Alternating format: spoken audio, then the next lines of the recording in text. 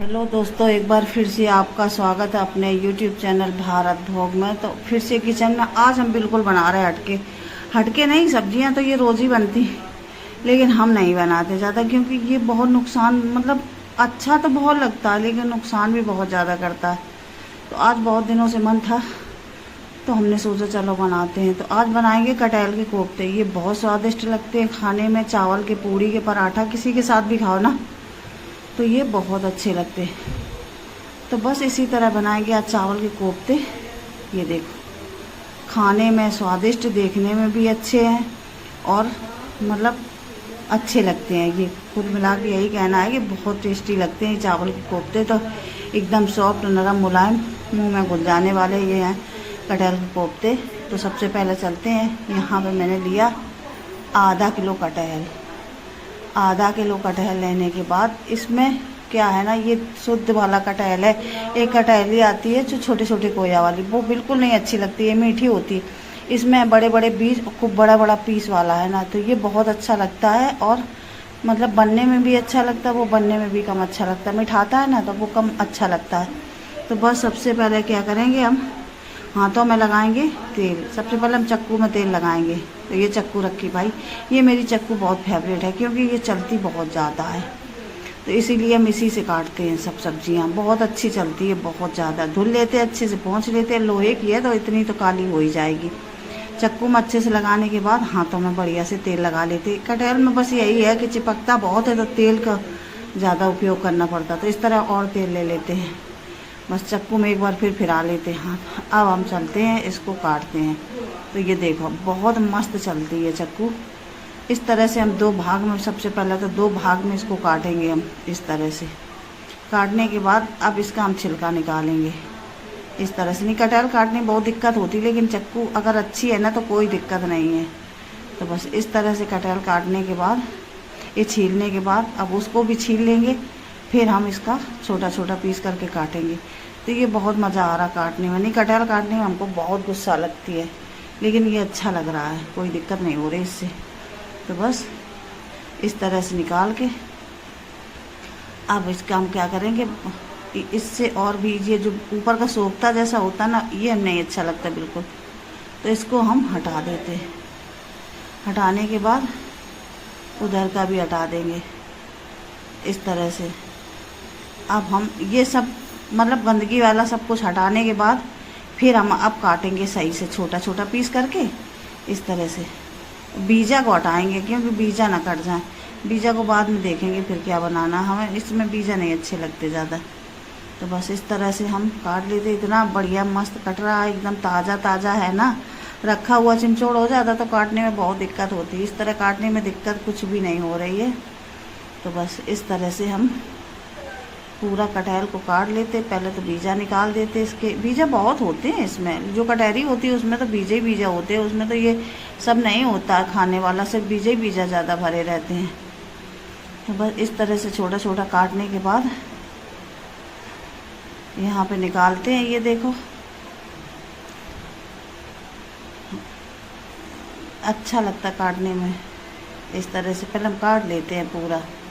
और तेज़ पत्ता वगैरह डालेंगे नहीं, ले हमारे तेज़ पत्ता वगैरह नहीं कोई खाता, बताओ। मतलब खाता नहीं, लेकिन उनकी खुशबू कितनी अच्छी लगती है कि खाया थोड़ी नहीं जाता, निकाल के रख दिया जाता है। तो बस इस तरह से हम काट लेंगे। अब मैंने बीजा सारे निकाल दिए हैं, ये बच गया, इसमें बीजा रह गए और मैंने सारे बीजा निकाल दिए हैं। तो इसके भी बीजा निकाल देते हैं। इसको भी इस तरह से काट लेते हैं। काटने के बाद फिर हम इसको उबालेंगे अभी, क्योंकि ये डायरेक्ट छौंकेंगे ना मसाले में तो कम पक पाएगा। तो इसको हल्का सा 50% उबाल लेंगे तो अच्छे से ये पक जाएगा। फिर पूरा नहीं उबालेंगे। यहाँ पे मैंने क्या किया, काट लिया। काटने के बाद एक ले ली थाली छोटी सी, उसमें हम पूरा ट्रांसफ़र कर देते हैं चॉपिंग बोर्ड से। ट्रांसफ़र करने के बाद अब हम क्या करेंगे, ये पीस रह गया पीछे रखा तो देख ही नहीं पाया, इसमें बीजा है। पहले हम बीज निकालेंगे इसके। बीज निकालने के बाद इस तरह से बीज निकाल देंगे।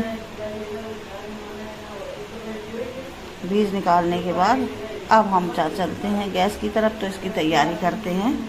कटहल बनाने में बहुत समय लगता है।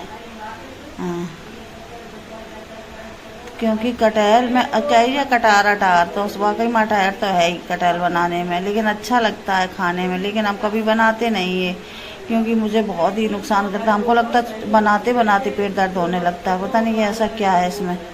तो फिर बस मैंने काट लिया, काटने के बाद मैंने पानी चढ़ा दिया।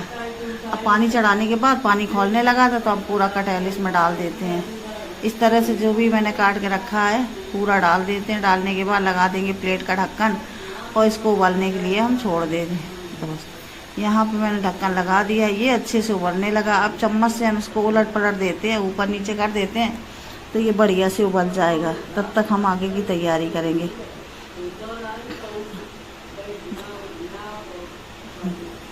बस इस तरह से जब तक उबल रहा तब तक हम क्या करेंगे, टमाटर ले लिया, दो प्याज ले लिया, 4-5 लहसुन की कलियाँ, क्योंकि गर्मी बहुत है तो ज़्यादा लहसुन नहीं डालेंगे। तो हम काट लेते इस तरह से। तो बस काटने के बाद मोटा मोटा काट लेंगे, क्योंकि पीसना है ना हमको। वो तो अम्मा गुस्सा हो रही थी, कह रही थी टमाटर नहीं डाले जाते। भाई जब ग्रेवी बनाओगे तो बिना टमाटर की ग्रेवी नहीं बनेगी, नहीं अच्छी लगती। भाई हम तो जब भी बनाते तब भी टमाटर खाती, हम टमाटर कभी नहीं डालते। अच्छा खाली प्याज से छोड़ दो, टमाटर न डालो तो कैसी लग रही होगी सब्जी, नहीं अच्छी लगती ना। टमाटर डाल दो तो टेस्ट आ जाता है, भली स्वाद ना हो लेकिन टेस्ट आ जाता है तब भी। तो बस यहाँ मैंने प्याज तो मोटा मोटा काट लिया दोनों। काटने के बाद अब हम ले लेते हैं टमाटर। टमाटर एकदम पका हुआ है अच्छे से।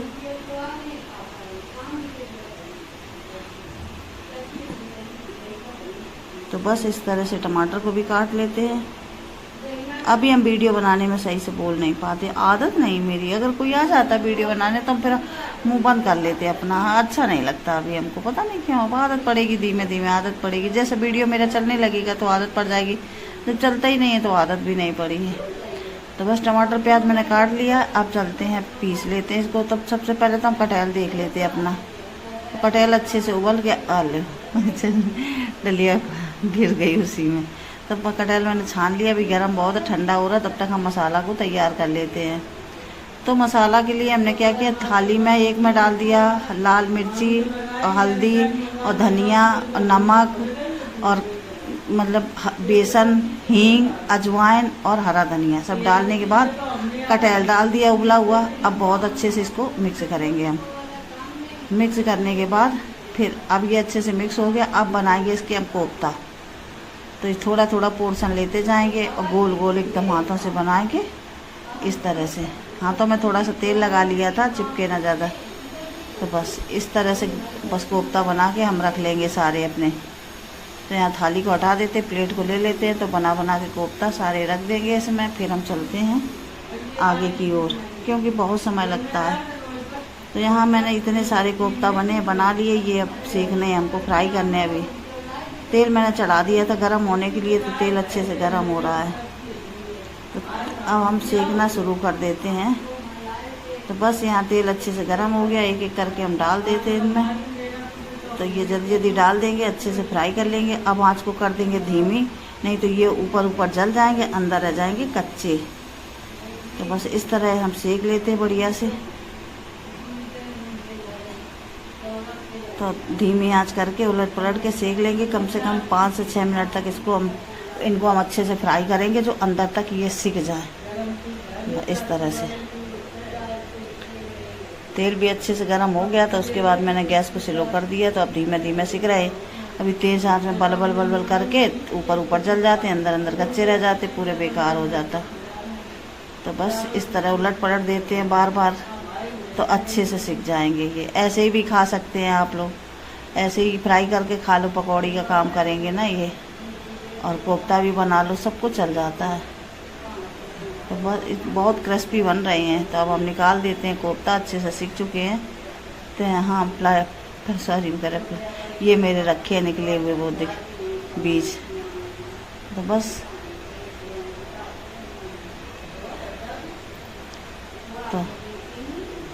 तो हमने क्या किया, कोफ्ता सेक लिया, तेल कम कर लिया, थोड़ा तेल बचाया 1 चमचा।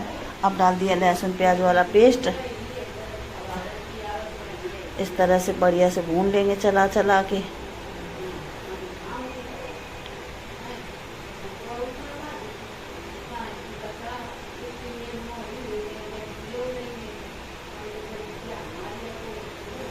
बढ़िया से चलाएंगे इसको हम। अब बढ़िया से भून के डाल दिया टमाटर का पेस्ट डालने के बाद अब हम बढ़िया से चला देते हैं फिर, क्योंकि जलने लगा था ना नीचे मसाला, इसलिए हमको तुरंत हमने डाल दिया। तेल छोड़ने तक पका लिया। अब हम डाल देंगे मसाले जो घोल के रखे थे रोज़ वाले, वो डाल दिए। अब फिर अच्छे से चला लेंगे। रोज़ मसालों के साथ 1 पिंच गरम मसाला डाला और मैंने कुछ भी नहीं डाला है। बढ़िया से चला लेंगे तो तेल छोड़ देगा।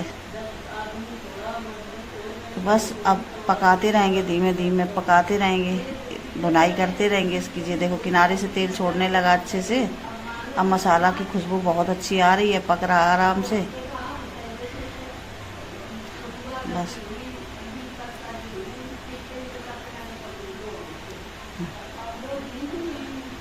अब हम डाल देंगे इसमें कोफ्ता। अब मसाला बढ़िया इस तरह चलाने के बाद गलती हो गई, कोफ्ता डालना नहीं चाहिए था और टाइट हो जाएंगे ना पकते पकते। अब हम पानी डालने के बाद कोफ्ता निकाल देंगे, फिर पानी पकाएंगे ग्रेवी इसका। तो हमने ये डाल दिया पानी। डालने के बाद थोड़ा सा और अभी पड़ेगा इसमें। अब हम कोफ्ता को निकाल देते हैं, नहीं तो ये पकते पकते बहुत बीच में गांठें पड़ जाती हैं फिर। इस तरह मैंने कोफ्ता निकाल दिया, अच्छे से पकने लगा ग्रेवी। अब मैंने डाल दिया कस्तूरी मेथी। डालने के बाद अब ये ग्रेवी अच्छे से पक जाए बस। कोफ्ते मैंने क्या किया, एक बाउल में भर के रख दिए हैं तो ये गाढ़ा हो जाए। गाढ़ा होने के बाद कोफ्ते में डालेंगे तो ये अपने आप कम हो जाएगा। तो बस यहाँ पे ग्रेवी मेरी पक चुकी है। अब हम डाल देते हैं इनमें कोफ्ता में। तो यहाँ इस तरह मेरे कटहल के कोफ्ता बहुत मस्त बन के तैयार हुए। इतनी अच्छी खुशबू पूरे घर में फैली हुई है। तो यहाँ पे ये हो गया तैयार। अब कल फिर मिलेंगे एक नई वीडियो के साथ। तो इस तरह मेरे कटहल के कोफ्ता को सपोर्ट ज़रूर करना।